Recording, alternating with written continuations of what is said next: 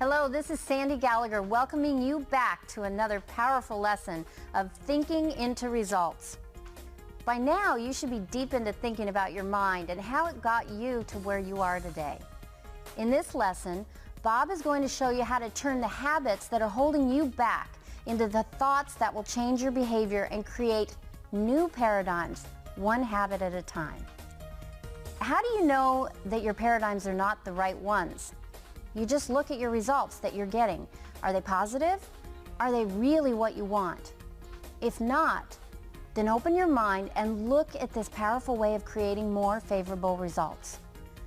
When I started this program, I remember thinking that I had learned how to think in law school, but I certainly didn't learn how to think this way. And I sure wish that I had a long time ago. You're very lucky, because thinking into results will get you on the right path quickly. You're on your way to getting what you want sooner rather than later.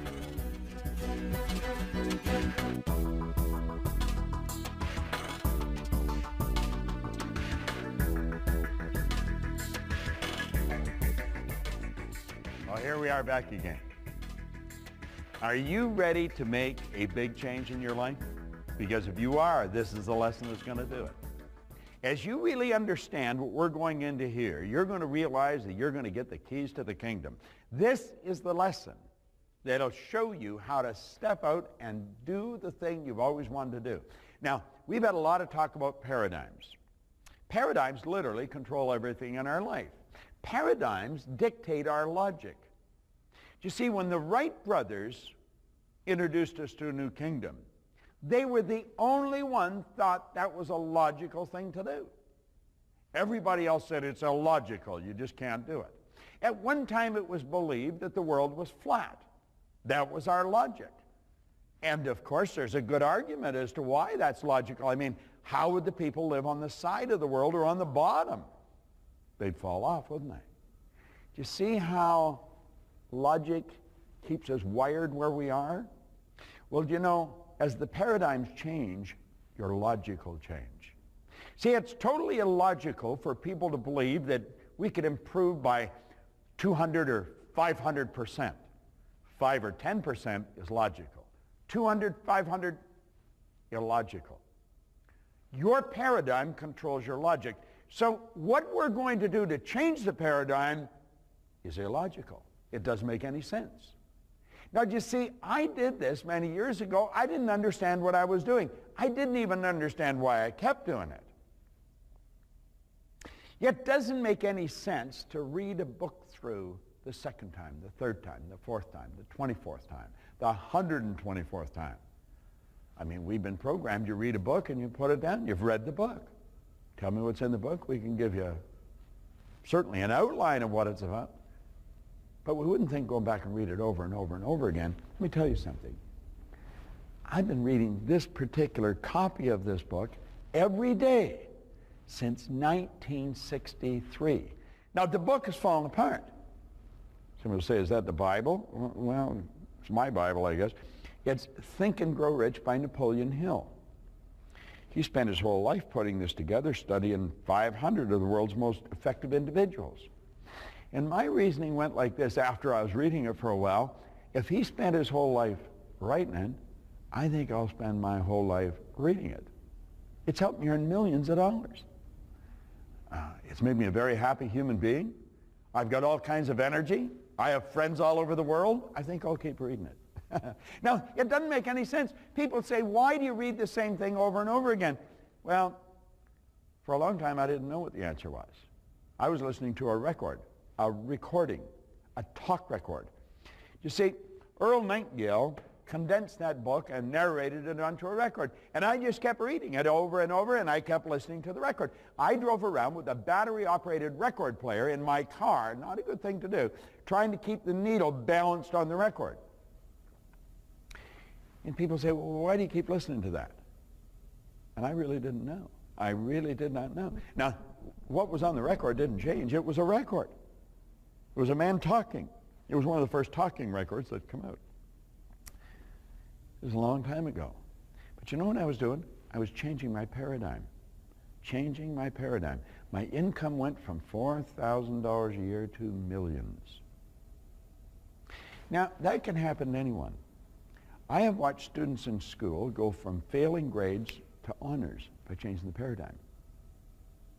I watched one of the largest insurance companies in the world, the Prudential, I watched their sales go up by hundreds of millions of dollars by teaching their people how to change the paradigm. And that's what I want to teach you, how to change the paradigm. So let's go back and think of what the paradigm is. Remember we said when you arrived there was no conscious mind, it was just subconscious? And whatever's going on around you went right into the subconscious. And you see, through repetition, the ideas go into the subconscious, they become fixed in there. That's how you learn a language. We are literally programmed to speak the language we speak. Do you know that if you were born into a home that's bilingual, you would grow up with 2 languages? I do work over in Asia, and I have a chap who's a friend of mine in Kuala Lumpur, has a little boy. At 4, the little boy could speak 4 different languages. It was sort of blowing me away. They thought nothing of it. There's some places where everybody's multilingual because there's all kinds of languages spoken. And you see, the baby doesn't have the ability to say, I can't learn the language, so they learn it. Of course, you didn't have the ability to say, I can't learn the language that I've learned, and so you learn it. Do you know that if you were to take a baby out of a suburb in New York City into an English-speaking family, and take and put that baby into a home in a suburb of Beijing, that baby'd grow up fluent in Chinese, absolutely no knowledge of the English language. And of course, vice versa. The baby from China would grow up speaking English, no knowledge of the English language. We are a product of our environment. There's no question about it. Now, when ideas go in over and over and over, they become fixed here in the subconscious mind. And you've already looked at that. You've learned that lesson. And it's the fixed ideas that are controlling our behavior. We are literally programmed to live the way we're living. Now, the question is, how do we change it? Well, let's think of it this way. The paradigm controls the behavior produces the result. Now, I want you to take a look at results in your life that you do not like. Understand that there's a law of opposites. So you take a look at the R, you'll see up in the upper left-hand side of the R, there's a minus sign. On the upper right-hand side of the R is a positive sign.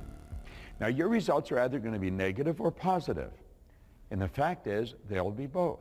Some results are negative, some are positive. Now, let's suppose that there's a negative with your income.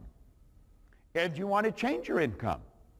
You say, well, I can't really change my income because the company dictates how much you're going to earn. Your income does not come from your company. It comes through your company. It comes from one infinite source of supply. And when you change your behavior, your income's going to change. But let's say we'll say that's negative. We write down the income the way it is. And understand that what we've written down is a graphic or a written description of an idea that's fixed in our subconscious mind. Now let's take another sheet of paper and we'll go to the positive side and we write down how we would like it to be, and we write it in the present tense. I am so happy and grateful now that, and you write down the result you want. Now this could be in your sales. Maybe your sales aren't just too brilliant. So you write down the sales the way they are. My sales go up and down. You know, when I get ahead, I lose some. I just can't seem to get past a certain point. Now that might be the way it is. So we write that down. And that is a written description of what's programmed here in the paradigm. Then we sit down and we write the positive on another sheet of paper. And we write down the way we'd like our sales to be. I'm so happy and grateful now that effective leads flow to me on a continual basis. My results are continually going up. My sales are getting better every day. I keep becoming more and more effective as a salesperson. Whatever you want, the results you want. Now, take the negative ones and literally burn them. Because that's a habitual way of looking at your sales, and you don't want to do that anymore. Now, does that get rid of the idea in here? No. That's symbolic, though. We're letting it go. Now we've got the positive. Now, do you see, this is the part that's illogical. We have written it out. We should sit down and write that out maybe 100 times every morning and 100 times every night. We should record it. Make a recording of it. I have a recording with respect to money. I'm so happy and grateful now that money comes to me in increasing quantities through multiple sources on a continuous basis. I just keep saying that, you see? And it's the repetition of the idea that eventually takes root in the subconscious mind. And as it gains strength, the negative idea that is already there becomes weaker. Pretty soon, the one takes over and starts to control you, and the other loses control. Now, do you see, you should only work on one or two things at a time. But if you think you're going to change just because you become aware of this, forget it. It's not going to happen. You have to take and realize your paradigm is a multitude of habits. And what we want to work on is one or two habits at a time. I mentioned that we saw the sales in Prudential go up by hundreds of millions of dollars. I got everyone to commit to do two things. One, they would be skin to skin with somebody. By 9 a.m. every morning, they would be in front of a prospect. And they would ask everyone to purchase a minimum of $100,000 worth of insurance. Now, that was in the 70s. They were selling more $100,000 policies in a week than they previously sold in a year. Nobody was asking people to buy the 100. And that's how the company changed. They worked on two things at a time. And because there was a group of them working on it, there was some camaraderie there, and everybody was doing the same thing. And so they were all changing paradigms. And it's through the repetition of ideas that the paradigm changes. See, the paradigm is a multitude of habits. It's a multitude of ideas that are fixed in your subconscious mind. Now, you may have inherited them at birth. You may have got them in your little life. It doesn't matter how you got them. The fact is they're there. Do you want to know what your paradigm's like? Observe your behavior and your results. It'll tell you what's going on inside. Now, if you want to change it, you've got to change it the same way it was planted. There's only two ways to fix an idea in a person's subconscious mind. One is bang, just like that. It's like a shock. It's called an emotional impact. 9/11. That was an emotional impact. That doesn't happen that often. When it does, it's usually negative. It could be positive, but it's usually negative. The other is the constant spaced repetition. Read the same thing, write the same thing, listen to the same thing over and over and over and over again, maybe for a month or two. Now, do you see, that defies logic. Your logical mind say that doesn't make sense. It makes a lot of sense when you really understand how the mind works. You want to change your paradigm. You've got to observe a result that you don't want, write it on a sheet of paper. Take another sheet of paper and say, what would the polar opposite to that be? See, polarity is the law of the universe. In, out, up, down, hot, cold, positive, negative. Everything has an opposite. There'd be no inside to this room if there wasn't an outside. So you take a result you don't like, that you're getting constantly, and write it out, describe it in all its negativity, in detail. Then take another sheet of paper and say, what is the exact opposite to that? And you write it out. Take and burn the negative. Now, it may seem silly, do it anyway. You're getting a license here to be silly. Be silly. Burn it. It's symbolic. Let it go. Then say, I'm going to rewrite this every day 100 times. I'm going to keep repeating it. I know it's illogical. I know it's not going to happen. I know this is silly. But as you keep to do it, start to do it, you're going to start to think it isn't so silly. You're going to start to believe it will happen, and then you're going to observe it happen. Then you pick a couple more habits. That's how paradigms are changed. Paradigms are nothing but a multitude of habits, and you can change them. Work on one or two at a time. If there's a group of you in a company, pick the same ones. Do what I did with the people in Prudential. Just pick the same habit. Make up your mind, you're going to come in 30 minutes early and you're going to study. Now just see, the mind says, I don't want to do that. It is the only way to develop understanding. There is no other way. You could say, I am going to come to work a half hour early every day and I'm going to put one of these lessons on.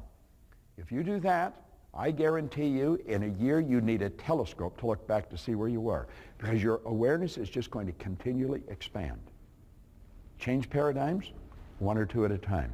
You change the paradigm, you change the results in your life. Let's talk for a minute about corporate paradigms. Now, you could call it corporate culture, because culture is nothing but a paradigm. I go all over the world. I go into many different countries and different cultures. That culture is paradigm. It is group habit. A corporation has a culture. And when a person starts to work for a company, they move into that culture. Pretty soon, they become a part of it. It becomes a part of their way of thinking about that company.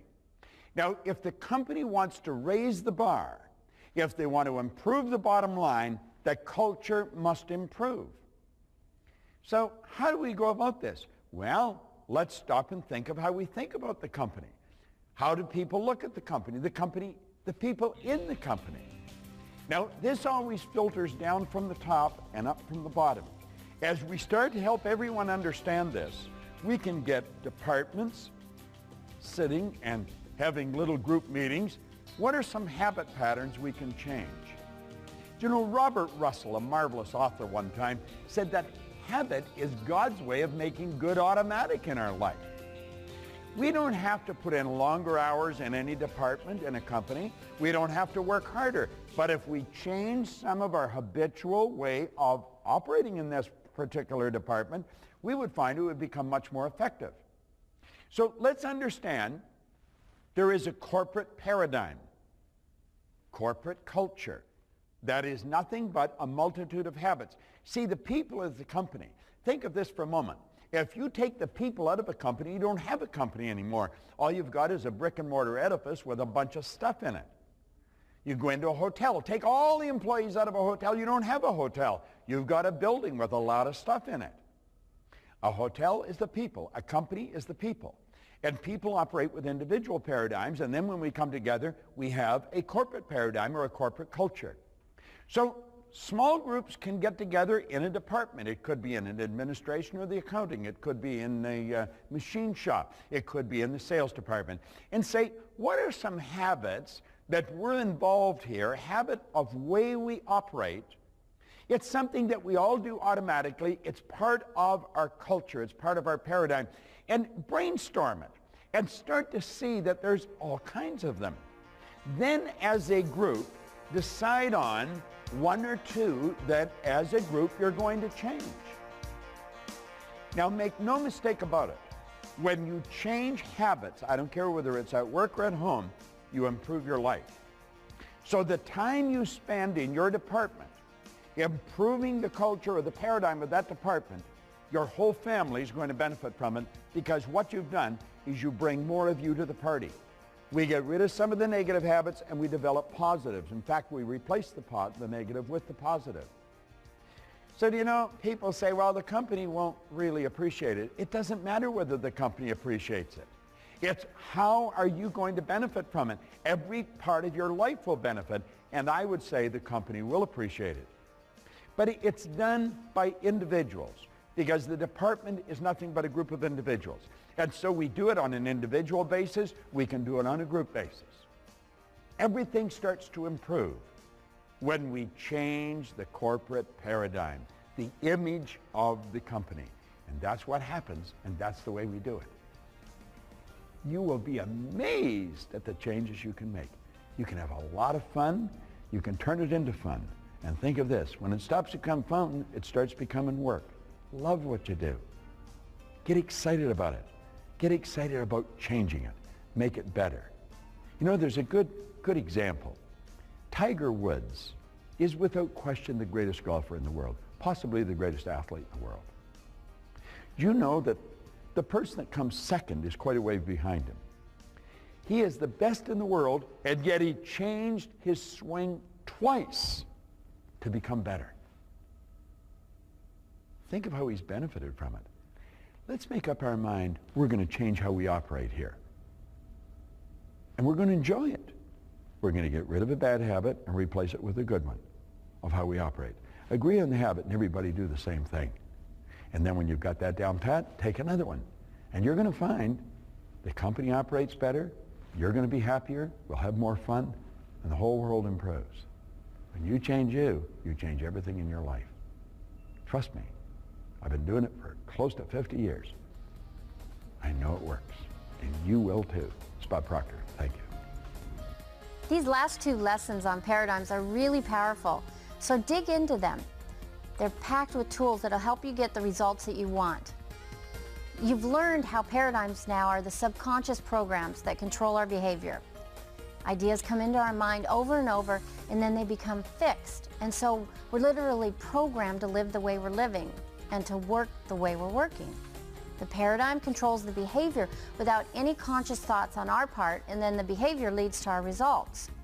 Your results tell you what you're thinking at a deep level.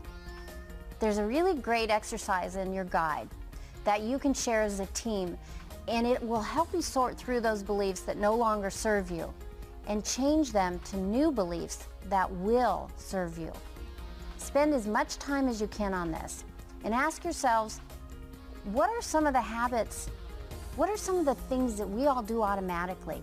How is that way of thinking serving us?